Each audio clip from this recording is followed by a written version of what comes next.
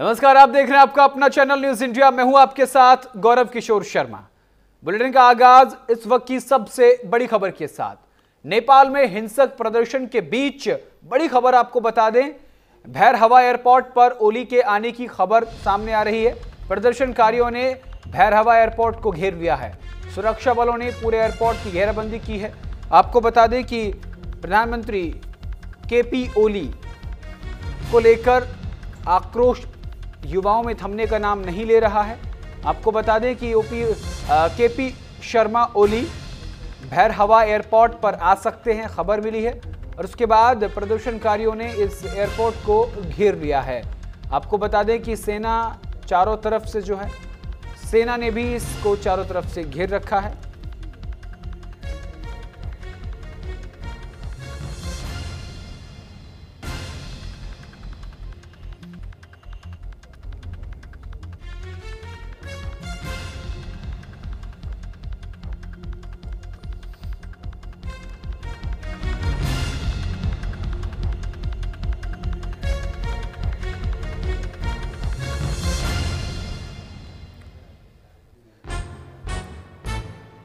और इसी पर हम विस्तार से बातचीत करेंगे, चर्चा करेंगे। चर्चा करने के लिए हमारे साथ retired colonel Anil Bhatt, defence expert, हमारे साथ जुड़ गए हैं।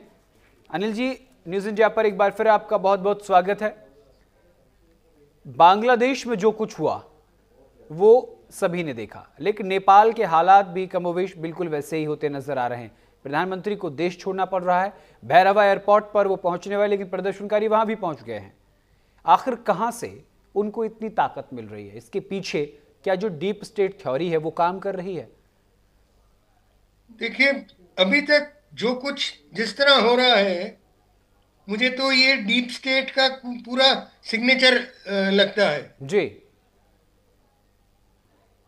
क्योंकि देखिए, कई हमारे देश हैं जहाँ बेरोजगारी है, और कोई सरकार ऐसी दूध में धुली हुई नहीं है कि कोई गलती ना करती हो।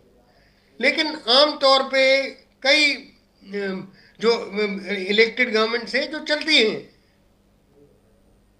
और वो ये ठीक है, क्या कहते हैं, करप्शन, जहाँ तक ये, मैं जैसे मैंने कहा, कोई भी दूध में धुली हुई सरकार ऐसी ऐसी चीज तो आज आज है ही नहीं जी। तो तकरीबन ठीक चल रही हैं। अच्छा, ये आपसे समझना चाहते हैं, आप डिफेंस एक्सपर्ट हैं और कई इस तरीके के देखे आपने। आपको क्या लगता है, ये केपी शर्मा ओली क्या नेपाल छोड़ सकते हैं या विदेश जा सकते हैं? और अगर विदेश में जाएंगे तो किस देश में जा सकते हैं? बिल्कुल मुमकिन है। मुमकिन है कि वैसे देखा जाए तो उनको नेपाल में ही रहना चाहिए, ताकि अपना जो पॉलिटिकल इन्फ्लुएंस है उसको कायम रखें।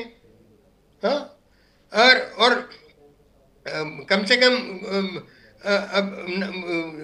रूल ना कर सकें तो एज एन ऑपोजिशन पार्टी रहे जी। लेकिन अगर निकलना पड़े, अगर जान पर आ गई है और उनको निकलना पड़ रहा है, इसका मतलब तो हालात वहाँ कुछ ऐसे हो गए हैं कि जो जो काफी गंभीर सिचुएशन है। जी जी अनिल जी, बिल्कुल। देखिए, जिस तरीके से अब खबरें सामने आ रही हैं कि वो भैरहवा एयरपोर्ट पहुंचने वाले, लेकिन वहां पर भी प्रदर्शनकारी पहुंच गए, तो कहीं ना कहीं सेना जो है वो भी कमजोर प्रदर्शनकारियों के सामने नजर आ रही है। और देखा जाए तो कहीं ना कहीं सेना की तरफ से बवाल शुरू हुआ। पहले लाठीचार्ज की बात कही गई, फिर आंसू गैस के गोले छोड़ने की बात की गई, फिर फायरिंग शुरू हो गई, तो 20 लोग मारे गए। उसके बाद और आक्रोशित हुए लोग। नहीं, रिपोर्ट्स में तो यही है कि सेना ने ऑफिशियली कोशिश की है उनको ये करने की, लेकिन इससे ज़्यादा बल का इस्तेमाल नहीं किया, क्योंकि पहले भी काफ़ी कुछ इनके फौज में हो चुका है और वो ये चाहते हैं कि फिर से ऐसा ना हो। लेकिन जब खून खराबा हो रहा है, ये पथराव हो रहा है, जलाओ, हो रहा है, ये इसको तो रोकना चाहिए कम से कम। जी। इसको किसी ने तो रोकना चाहिए। अब ये युवा कहते हैं कि ये सरकार करप्ट है, जी तो ये अनिल वो जी, सांसद को ही जला दो, बिल्कुल। उससे क्या मिलेगा? अनिल जी, ये हम आप समय अब क्या होगा, ये सब सवाल जानना चाहते हैं, समझना चाहते हैं इसका जवाब कि अब आगे नेपाल में क्या होगा। क्या बांग्लादेश अब की आगे तरह किसी वही अंतरिम सरकार चलेगी या वही राजा जो पहले थे वो आएंगे, क्या होगा? किसी देखिए साहब कि किसी को तो किसी ऑर्गेनाइजेशन को तो चलना पड़ेगा, चलाना पड़ेगा। जी। तो पाकिस्तान की तरह तो नहीं हो जाएगा वहां पे? चाहे वो बाहर के फोर्सेस की कठपुतली हो, कुछ भी हो। जी। तो कहीं पाकिस्तान की तरह तो नहीं हो जाएगा, जो पाकिस्तान में हमेशा का इतिहास रहा है कि सेना अध्यक्ष ही सत्ता पर काबिज हो गया, सेना ने कंट्रोल में पूरा देश ले लिया। नेपाल में भी कुछ ऐसा हो सकता है? पाकिस्तान खुद क्या हालत में है आपने देख लिया है। जी। पाकिस्तान तो यूएस का बिल्कुल ही ये है, कठपुतली है। उनका जो फील्ड मार्शल क्या मुनीर, आसिम मुनीर, वो तो नाचता है उनके ट्रंप के कहने पे, उसकी बीन बजाने पे। जी। वो तो खुद उनके से अब उनका खुद का देश नहीं चल रहा, वो यहाँ आके क्या करें? उनका जरूर हाथ होगा, उनका हाथ जरूर हो सकता है यहाँ गड़बड़ कराने में, और जो भी और कर रहे हैं किसी के साथ, किसी और का इसमें हाथ है, इसमें तो मुझे कोई शक नहीं है। बड़ा हाथ, किसी का बड़ा तगड़ा हाथ है। बिल्कुल। तो इसमें नेपाल में भी लगभग वैसा ही होगा जैसा बांग्लादेश में हुआ, अंतरिम सरकार चलेगी, कोई ना कोई आकर बैठेगा, क्योंकि जो विरोधी थे उनको जेल से रिहा किया जा रहा है। आने वाले कुछ दिनों में पता लगेगा जी कि ये वाकई ही जो लेकिन प्रदर्शन कैसे रुकेगा? प्रदर्शन नहीं रुक रहा है। प्रदर्शन को तो अब रोकना पड़ेगा ना, या तो कोई आके इनको बोले, देखिए ये सब बंद कीजिए, मैं आ गया हूं, मैं कुछ करता हूं। जी। देखिए, और करके दिखाए। बिल्कुल, हम आपको टीवी स्क्रीन पर भी दिखा रहे हैं, ये 3 बड़े चेहरे हैं जो आंदोलन के पीछे हैं। ये तीनों बड़े चेहरे में जो बीच में हैं वो पूर्व उप प्रधानमंत्री हैं। इन पर कॉर्पोरेट में करप्शन का आरोप लगा था। जैसे प्रदर्शन शुरू, सबसे पहले इनको रिहा किया गया। अब खबर यह भी आ रही है कि अंतरिम सरकार के गठन में इनकी बड़ी भूमिका रह सकती है। एक है बालेन शाह, इनके भी कई मामले रहे हैं और काठमांडू के मेयर भी हैं। ये भी पूरी तरीके से रहे। तो जब इन 3 बड़े चेहरों को देखा जा रहा है, तीनों पॉलिटिकल चेहरे हैं और पॉलिटिकल चेहरों की मदद से ही डीप स्टेट थ्योरी पर काम हो सकता है। तो जो आप कह रहे थे, न्यूज इंडिया लगातार ये दिखा रहा है कि जो पूरा मामला हुआ है पूरा डीप स्टेट है, तो इसको रोकने में कहीं ना कहीं डीप स्टेट ने इनको खड़ा किया है जी, तो फिर ये हो जाएंगे खड़े। अगर वाकई ये सिर्फ युवाओं को खुद इतना जिस तरह किया है, ये सिर्फ युवाओं का किया हुआ नहीं लगता। युवाओं को इस तरह करना उसका मतलब यह है कि उनको भड़काया गया है जी, उनको काफी तरह भड़काया गया है जी।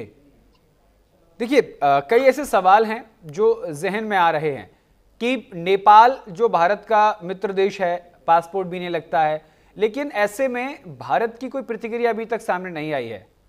भारत एक्सटेंट है क्या? अब आपको क्या लगता है भारत का क्या रुख होना चाहिए? देखिए, भारत तो नेपाल का एक अच्छा दोस्त देश रहा है, एक बहुत अच्छे हमारे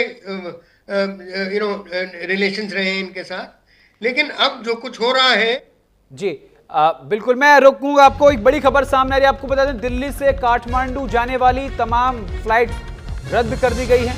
काठमांडू के लिए सभी उड़ानें रद्द की गई हैं। काठमांडू आने जाने वाली सभी उड़ानों को रद्द कर दिया गया है।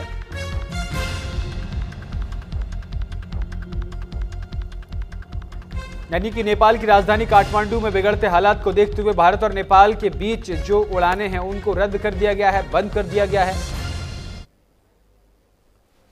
और इसी खबर पर बातचीत करेंगे। बातचीत करने के लिए हमारे संवाददाता हमारे साथ जुड़ गए हैं नेपाल बॉर्डर से अतुल पांडे।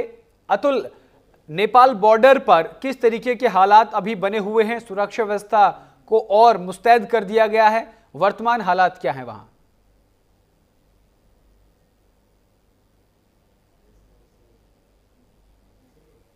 जी, आप अनम्यूट कीजिएगा अपना, आपको आवाज आ रही है मेरी? जी जी अतुल बोलिए। हाँ बिल्कुल, बता दूं, मैं इस समय इंडो नेपाल बॉर्डर के सुइया क्षेत्र में इस समय मौजूद हूँ। यहाँ पर जो हालात हैं भारत नेपाल सीमा को लेकर वो बिल्कुल सामान्य दिखाई दे रहे हैं। प्रतिदिन की तरह आज भी यहाँ आप देखेंगे ये जो तस्वीरें हैं वो हम कैमरामैन से बोलेंगे ये दिखाएं। ये जो प्रतिदिन के तरीके से तस्वीरें हैं वो यहाँ देखने को मिल रही है। श्रावस्ती में प्रतिदिन की तरह आज भी वो हालात जो है सामान्य है। अभी जो इंडो नेपाल पर जो बॉर्डर का जो एरिया है वो बिल्कुल सामान्य तरीके से चल रहा है। प्रशासन पूरी तरीके से मुस्तैद है। जो एसएसबी के जवान है वो यहाँ लगाए गए हैं और वो पूरी तरीके से मौजूद है यहाँ पर और लोगों की निगरानी कर रहे हैं। लेकिन बराबर चीज आ रही है कोई भी ऐसी घटना हो ना घटित हो, क्योंकि नेपाल में एक ओली सरकार जो है वो बिल्कुल वो पक्ष होते हुई नजर आई है, क्योंकि सोशल मीडिया पर बैन लगाया गया था। उसके बाद में ये जो स्थिति बनी है, मैं बात करता हूँ, यहाँ एसएसबी के जवान मौजूद है, कुछ जानने की कोशिश करते हैं। मैं बात करता हूँ इनसे। क्या नाम है आपका भाई साहब? कहाँ से आए हो आप? मदारगढ़ से आए हैं, घर बेचावा है। बेचावा है। क्या नेपाल की स्थिति इस समय क्या है? हमारे यहाँ तो बॉर्डर साइड में तो अभी कोई बात नहीं है, सब ठीक ठाक है। और काठमांडू में कुछ बवाल हुआ है, नेपालगंज में भी थोड़ा कुछ हो गया है कुछ पार्टी संबंधी। सोशल मीडिया पर बैन लगाने के बाद जिस तरीके से युवा अग्रसर हुए, तमाम तरीके की बातें सामने आई, क्या कहना चाहेंगे इसको लेकर के तो बवाल हुआ है। सोशल मीडिया जो है बैन लगा दिया, प्रोग्राम और फेसबुक व्हाट्सएप पर बंदी लगा दिया। इसी को लेकर के अब तमाम कार्यक्रम चलता है इसके जरिए से, उस पर जो है युवा लोग धरना प्रदर्शन किए, बवाल हुआ। और प्रधानमंत्री भी इस्तीफा दे दिए हैं। जी हाँ, प्रधानमंत्री अभी सुना था मैंने कि इस्तीफा दे रहे हैं। इस्तीफा हुआ नहीं लेकिन दे रहे हैं, अभी मान नहीं रहे लोग। बॉर्डर एरिया में इसमें क्या बॉर्डर एरिया बिल्कुल शांत है, बहुत सही है। बॉर्डर एरिया में कोई प्रॉब्लम नहीं है, हम लोग को आने जाने में कोई दिक्कत नहीं है।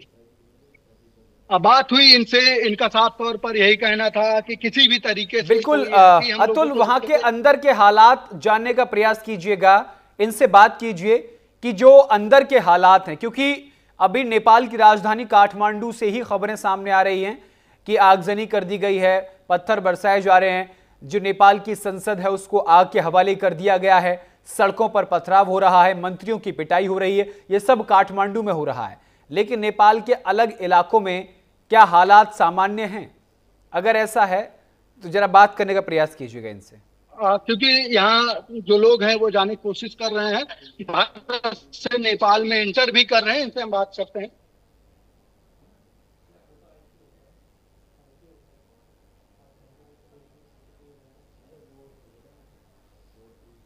बिल्कुल वापस प्रयास करेंगे।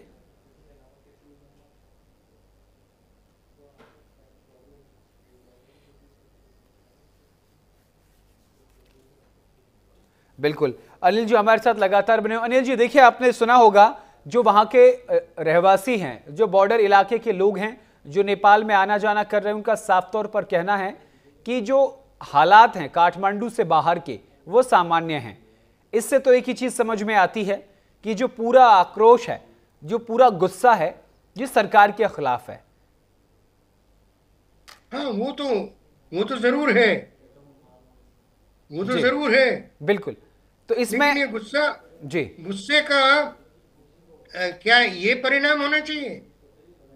आपका गुस्सा है तो गुस्से से अगर आप पथराव और आग लगाओगे कुछ हल होगा? जी देखिए, एक चीज हम आपसे समझना चाहते हैं अनिल जी, हम बांग्लादेश के हालात से नेपाल के हालात की तुलना कर रहे हैं। उसमें जो एक चीज है वो समझने की है, उसमें जो वहां के लोग थे वो दूसरे समुदाय के लोगों के साथ अत्याचार कर रहे थे, बहन बेटियों के साथ, महिलाओं के साथ अत्याचार कर रहे थे। ये बांग्लादेश में चल रहा था। तो बांग्लादेश में जो लड़ाई थी वो न सिर्फ तख्ता पलट की थी, न सिर्फ शेख हसीना के खिलाफ गुस्से की थी, बल्कि वहां जो कम तादाद में या फिर अल्पसंख्यक हिंदुओं के खिलाफ भी थी। लेकिन नेपाल में यह लड़ाई धर्म की नहीं है, यह लड़ाई सिर्फ और सिर्फ सरकार के खिलाफ है। इसमें लोगों का नुकसान सरकार ने किया है। तो क्या लगता है जो तख्ता पलट होगा, अंतरिम सरकार आएगी, जनता उसे कबूल पाएगी? मैं अगर डीप स्टेट के तरफ मेरा ख्याल बार बार जा रहा है, वो इसलिए कि ये हिंदू भारत में भी हिंदुओं के खिलाफ कितना कुछ चल रहा है जी।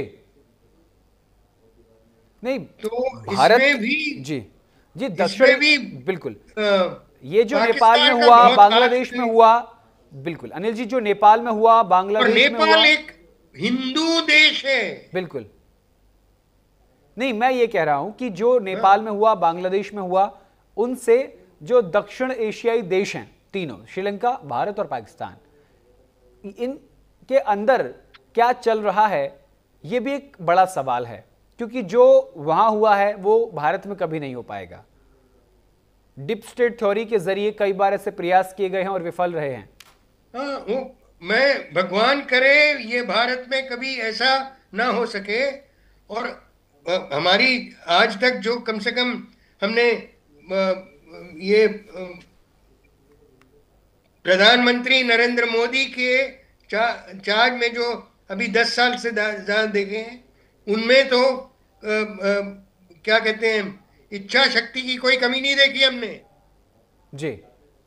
राष्ट्रीय सुरक्षा के मामलों में इच्छा शक्ति की कोई कमी नहीं देखी। लेकिन इससे पहले अनिल जी, मैं आपको रोकना चाहूंगा जी। भारत से नेपाल जाने हम लोग सीधा रिपोर्टर के पास चलते हैं, वो लोगों से बात करें, क्या कुछ कह रहे सुनवाते हैं। हमारे संवाददाता नेपाल बॉर्डर जुड़े हुए, क्या कुछ कह रहे सुनवाते हैं, सीधा चलते हैं उनके पास।